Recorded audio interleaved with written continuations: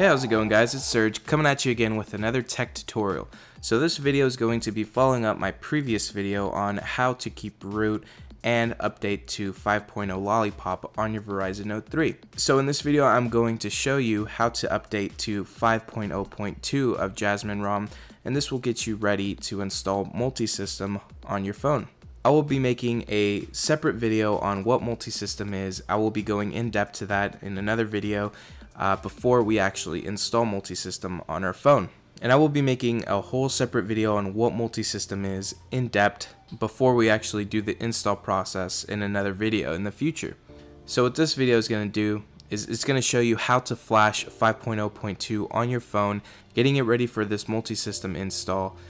There has been another update before this, so 5.0.1, and pretty much as you'll see in the screen, all it did was added hotspot tethering, so you can do it natively through the Verizon Note 3 settings, and it also debloated a couple of Verizon's bloatware apps and a couple of other things as you see on the screen as well.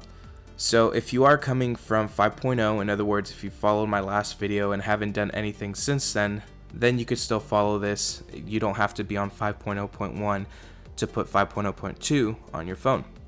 If you're on 5.0.1 already, then you already know how to flash 5.0.1 using FlashFire. Then go ahead and just do the same thing, but with the 5.0.2 zip. So this video is just for you guys that are on 5.0. Now, as a disclaimer, I am on 5.0.1 already, but it's essentially the same thing. Just follow these steps and you'll be good to go. Alright, so let's go ahead and go to step 1, and that's downloading the file. Alright, so we're going to go to Jasmine for Android, the community page on Facebook for this ROM. It's easier to find your stuff here. It's a lot more organized with the posts. So here's JasmineRom 5.02. Go ahead and open that, and they'll take you to the XDA Developers Forum. We'll go ahead and scroll down, and we will get the download right down there. Click to view the content twice, and as you'll see, we have an MD5 and the zip file download. Alright, so here's the MD5 file, and this is what we're gonna want to verify on our phone to make sure that once we download the file that it stayed the same and there's no corruption. So that's important. Let's go ahead and download the zip by clicking on that link. Just go down a little. You're gonna have to move it over to the right and find this begin download button and wait 8 seconds if you're not registered with Android file host.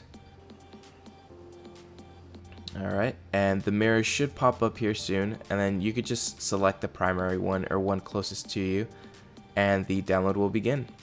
Alright, next thing we want to do is open up FlashFire. If you do not have FlashFire on your phone, check out my other video on my channel or in the description down below on how to do that. So let's go ahead and grant it root permission, and it'll take a while for it to load.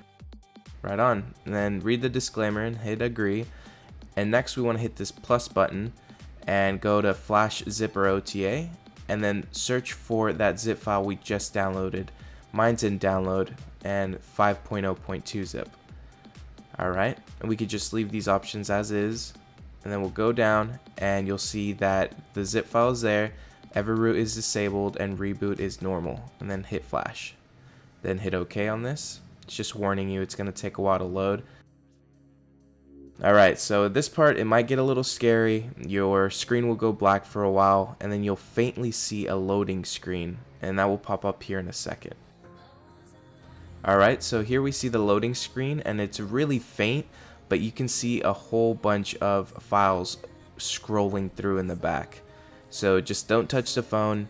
Your phone still hasn't rebooted, it's just working within FlashFire. Alright, so your screen will go black again. Just let it do its thing. And then I don't know if you can see it yet, but you'll see FlashFire pops up, and then it quickly flashes that file onto your phone.